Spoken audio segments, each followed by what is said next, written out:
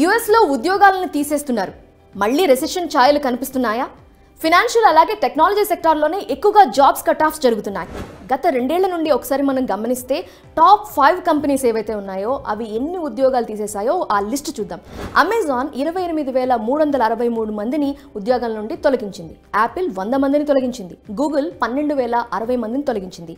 Meta, Facebook 21,237 మందిని ఉద్యోగాల నుంచి తొలగించింది. ఇక మైక్రోసాఫ్ట్ 14,674 మందిని ఉద్యోగాల నుంచి తొలగించింది.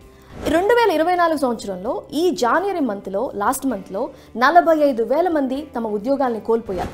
సో ఇంత పెద్ద మొత్తంలో ఉద్యోగాలు కోల్పోవడం అనేది ఆందోళన కలిగిస్తోంది. మైల్డ్ రెసెషన్ అయితే ఉంటుందని ముందుగానే ఎక్స్పర్ట్స్ తెలిపారు. రెసెషన్ వల్ల ప్రభావితమైన రంగాలు చూస్తే మొదటిది ఫైనాన్షియల్ సెక్టార్, రెండోది టెక్నాలజీ సెక్టార్.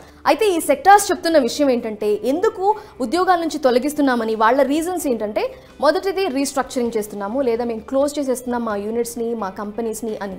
అయితే అలాగే ఎకనామిక్ ట్రెండ్ కూడా ఎఫెక్ట్ చేస్తుంది లే ఆఫ్స్కి సంబంధించి. అలాగే చాలా కంపెనీలు, చాలా సెక్టార్స్ ఏంటంటే ఆటోమేషన్కి అడాప్ట్ అవ్వటం, అలాగే ఆర్టిఫిషియల్ ఇంటెలిజెన్స్ని అడాప్ట్ చేసుకోవడం వల్ల కూడా ఈ విధంగా లే ఆఫ్స్ అలాగే జాబ్స్ కట్ ఆఫ్ జరుగుతున్నట్టుగా తెలుస్తోంది. అయితే ఈ రెసెషన్ కంటిన్యూ అవుతుందా, లేదంటే ఆపే మార్గం ఏదైనా ఉందా? చూద్దాం.